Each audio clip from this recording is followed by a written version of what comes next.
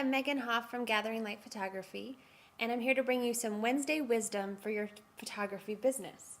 Today we're going to talk about discounting, and we're going to discover if discount is really a dirty word. So first of all, have you ever heard this? Never give a discount. Most photographers and photography business teachers will tell you this, that you should never discount your photography services. And there's some good reasons for this. They'll tell you that it devalues your service, so people will think that you're always giving a sale, so they're just going to wait for that sale before they book with you or before they buy something from you.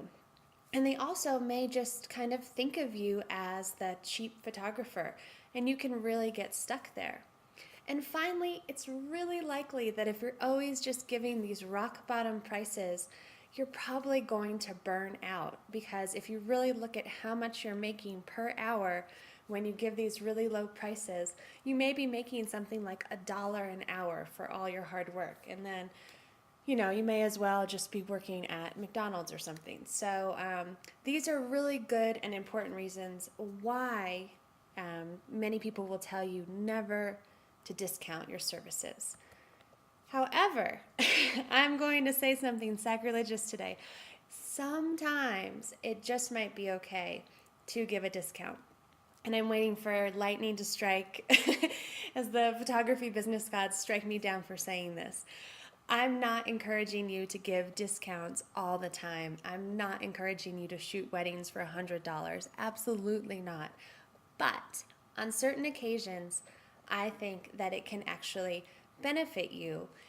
And let's talk about what those situations are and how to do it right.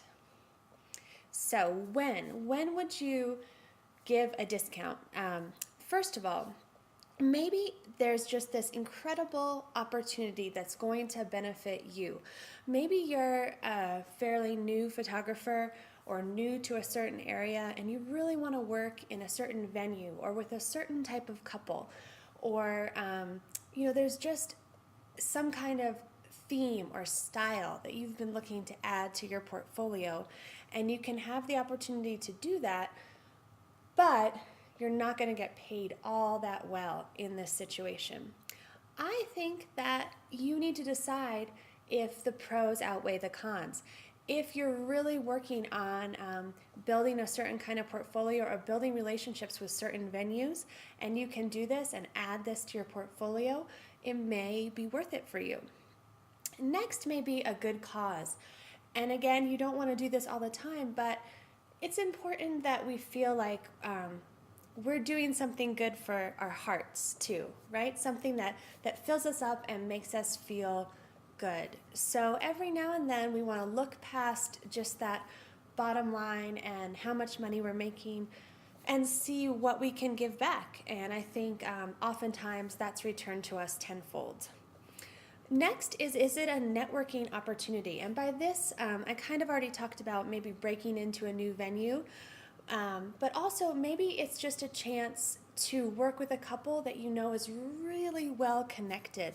Maybe they are the first of their friends to get married in a really big group of friends, and you know that if you can do an amazing job on their wedding, you could have some really fantastic contacts in the future.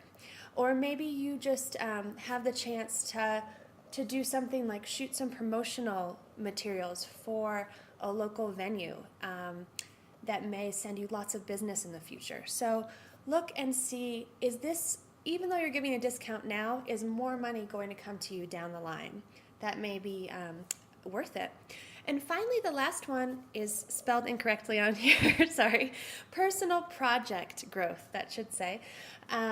Oftentimes we have a new idea or a kind of style or project that we want to work on in our photography business, but we don't want to try it out on really well-paying clients who are used to our old style. But if someone's willing to let you do something new and unique and kind of be your models and allow you to use those images then in your portfolio, again, that might be worth it. And in that case, you probably would want to give a discount because you're trying something out that's untested and new, and they're really helping you in that situation. So how do you do this? How do you do this without becoming just that go-to cheap photographer, which no one wants to be stuck in that category? First of all, you want to make it clear what your regular prices are.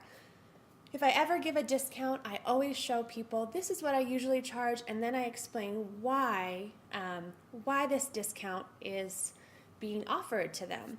And so that way, if they refer me to someone else, they know that this is what I usually charge. And so their friends or whoever they refer me to are not expecting the same discounted price.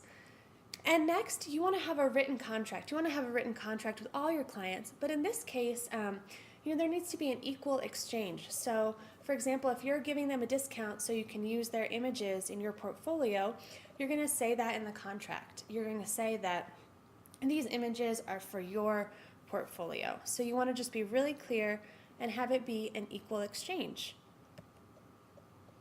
Finally, here's the key. Follow up. After you have done the shoot or the wedding and you've offered this discount and they are offering you something in exchange, you need to follow up.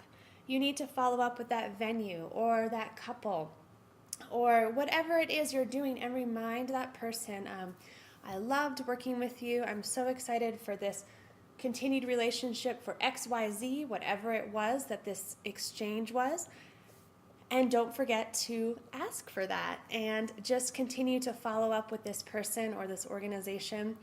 I once, my first year in business, I once did a wedding for a ridiculously low amount of money, but I booked 3 other weddings from it that next summer and had the wedding published in a magazine and got on the preferred vendor list of the venue that I shot it at. So I followed up, and it made it worth it 100% to offer that discount. So I hope that is helpful to you. Again, I don't encourage you to give discounts all the time, but if you do, if you follow these steps, you'll see that you can make it work for you and not get stuck in that cheap photographer situation. So as always, if you're interested in getting more free tips and training, you can go to photobiz-secrets.com. And again, I'm Megan Hoff from Gathering Light Photography, and I look forward to talking to you soon. Thanks!